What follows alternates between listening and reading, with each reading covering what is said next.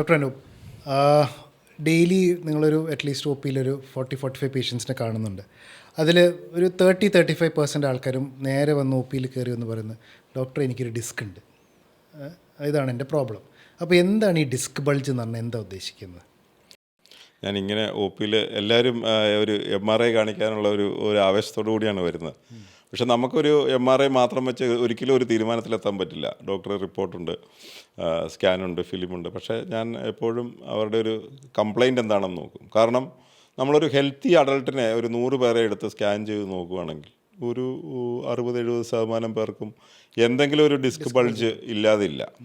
അപ്പോൾ ഞാൻ എല്ലാവരോടും പറയുന്നത് ഇത് തന്നെയാണ്. നമ്മുടെ ശരീരത്തിന് പ്രായമാകുന്നു, എങ്ങനെയും മുടി നരയ്ക്കുന്നുണ്ടോ, മുടി നരയ്ക്കുന്നത് പോലെ, തൊലിയിൽ ചുളിവ് വീഴുന്നത് പോലെ ഉള്ള ഒരു ചേഞ്ചാണ് ഈ ഡിസ്ക് ബൾജ് എന്ന് പറയുന്നത്. അതായത് ഡിസ്ക് എന്ന് പറയുന്നതിന് 2 കാര്യങ്ങളുണ്ട്.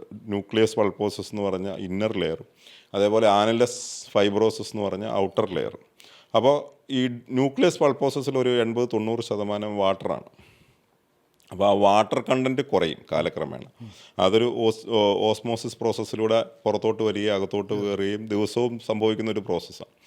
അപ്പോൾ അതിൻ്റെ വാട്ടർ കണ്ടൻറ്റ് കുറയുമ്പോൾ കുറച്ച് അതിൻ്റെ ഹൈറ്റ് കുറയും, ചെറിയ ബൾജുകൾ പുറത്തോട്ട് വരാൻ തുടങ്ങും. പക്ഷേ അതെല്ലാം നമുക്ക് പ്രശ്നം ഉണ്ടാക്കുന്നതല്ല. ചിലരൊക്കെ ഒരു MRI എടുത്ത് വളരെ ഡിപ്രസ്ഡായിട്ട് വരാറുണ്ട്. എൻ്റെ എല്ലാ ജീവിതം തീർന്നതാണ് പറയുന്നത്. എൻ്റെ L1-2 ബൾജുണ്ട്, L2-3 ബൾജുണ്ട്. അപ്പോൾ നമ്മൾ ചെയ്യുന്നത് ഇതിലേതാണ് ക്ലിനിക്കലി സിഗ്നിഫിക്കൻറ്റ്. അപ്പോൾ ഡിസ്ക് ബൾജ് എന്നുള്ളത് ഈ പറഞ്ഞ പോലെ ഒരു എൻഡ് ഓഫ് ദ വേൾഡോ ഒന്നുമല്ല. അതൊരു ഇന്നെവിറ്റബിൾ, അതായത് നമുക്കൊരിക്കലും മാറ്റാൻ പറ്റാത്ത ഒരു പ്രോസസ്സാണ്. നമുക്ക് കുറേയൊക്കെ അതിനെ തടയാൻ പറ്റിയേക്കും. പക്ഷേ ഡിസ്ക് ബൾജ് എന്നുള്ള പദം കൊണ്ട് മാത്രം നമ്മൾ ഒരിക്കലും പേടിക്കേണ്ട. പേഷ്യൻ്റെ സിംറ്റം കൂടെ നോക്കിയിട്ട് കോറിലേറ്റ് ചെയ്യുന്നുണ്ടോ എന്ന് നോക്കിയിട്ട്. എനിക്കും പേഷ്യൻസ് വരാറുണ്ട്. എനിക്ക് കയറി വന്ന ഫസ്റ്റ് തന്നെ, സാർ എനിക്ക് ഡിസ്ക് ഉണ്ട്. അപ്പോൾ ഞാനും പറയും എനിക്കുണ്ട് ഡിസ്ക്. Very good.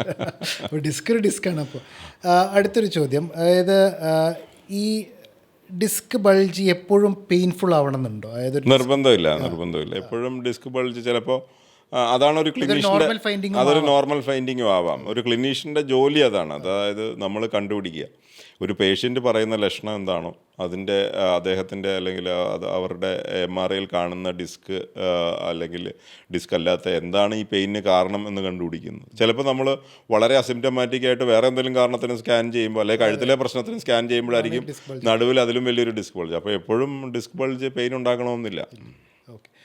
ഒരിക്കൽ ഒരു ഡിസ്ക് ബൾജ് ഇപ്പോൾ നമ്മൾ MRIയിൽ കണ്ടു, എക്സ്ട്രൂഷൻ, പൊട്രൂഷൻ, അങ്ങനെ കുറേ വാക്കുകൾ കാണാറുണ്ട്. അങ്ങനെ ഒരു എക്സ്ട്രൂഷൻ വന്നൊരു ഡിസ്ക് ആൾക്കാരുടേതാണ്. അതായത് ഞാൻ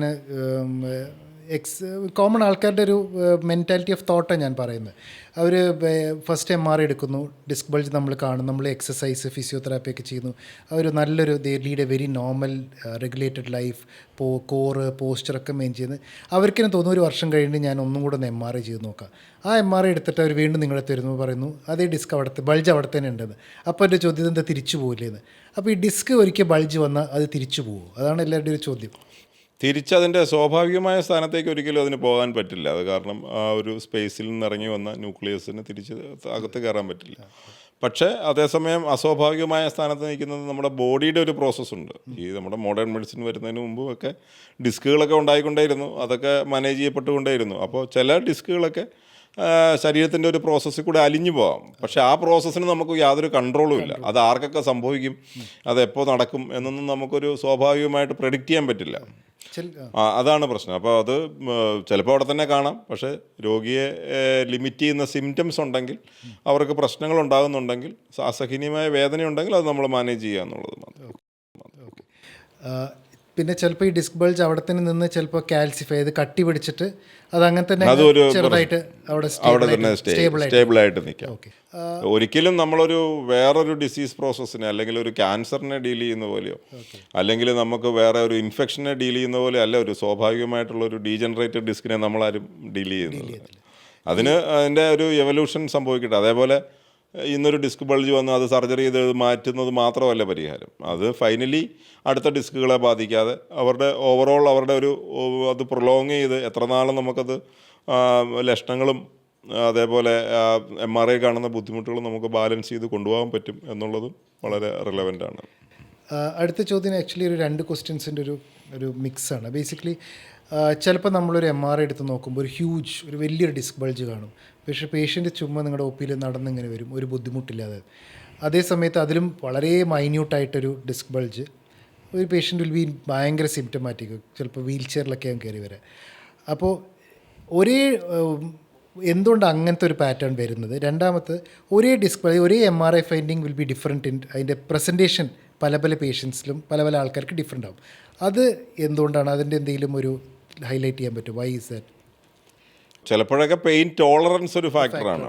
ചിലർക്ക് അസോസിയേറ്റഡ് ആയിട്ടുള്ള സോഷ്യൽ സ്ഥിതിയോ അവരുടെ സൈക്കോളജിക്കൽ സ്ഥിതിയോ അവർക്ക് ഒരു ഡിസ്പ്രപ്പോർഷനേറ്റ് ആയിട്ട് ഈ വേദനയിലേക്ക് ഫോക്കസ് ചെയ്യാനായിട്ടൊരു കാരണമാകുന്നുണ്ട്. അതൊരു കാരണമാകാം.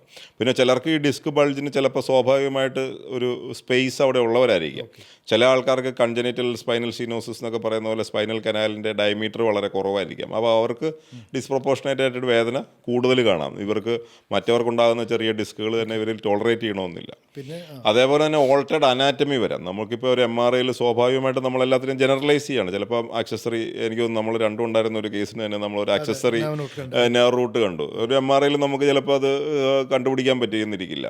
ഒരു നാച്ചുറലായിട്ട് ചിലപ്പോൾ ഒരു MRIയിൽ അപ്പോൾ ഒരു എക്സ്ട്രാ നെയർ റൂട്ട് ഉണ്ടെങ്കിലോ ഒരു നെയർ റൂട്ടിൻ്റെ ഒരു ചെറിയ വേരിയേഷൻ ഉണ്ടെങ്കിലോ ചിലപ്പോൾ അത് നമുക്ക് കണ്ടെന്നിരിക്കില്ല. അതുകൊണ്ടൊക്കെയാണ് ഈ പറഞ്ഞ ഒരു ഡിസ്പ്രപ്പോർഷനേറ്റ് ഒരു വലിയ ഡിസ്ക് ബൾജ് ചിലപ്പോൾ ഒരു സീക്വലി ഓഫ് മൾട്ടിപ്പിൾ സ്മോൾ ബൾജസ് ആയതുകൊണ്ട് ആ നെർവ് ആ ബൾജായിട്ട് അഡ്ജസ്റ്റഡ് ആയിട്ട് പോയി പെട്ടെന്നൊരു ചെറിയ കഷ്ണം ചാടുമ്പോൾ അതും ഒരു ഫാക്ടറാണ്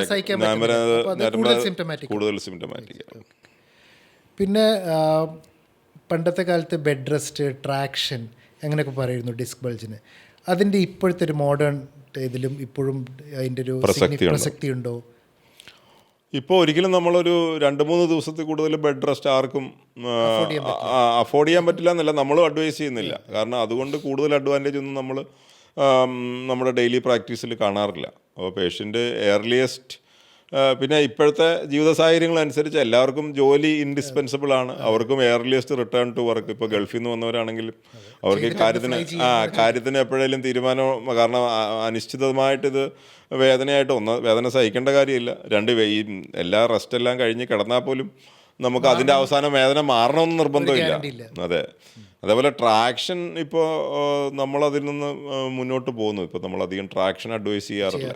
ട്രാക്ഷൻ അധികം നമ്മൾ രോഗികളെ ഹെൽപ്പ് ചെയ്യുന്നതായിട്ട് കാണുന്നില്ല. ആ ഒരു പ്രാക്ടീസ് നമ്മൾ വെയിറ്റ് ഇട്ട് കിടത്തുന്ന ഒരു രീതി നമ്മൾ മാറ്റിയിട്ടുണ്ട്. ചിലപ്പോൾ പലർക്കും നമ്മൾ കണ്ടിരിക്കുന്ന ഷോർട്ട് പീരീഡിൽ ഒരു ചെറിയൊരു റിലീഫ് കാണും.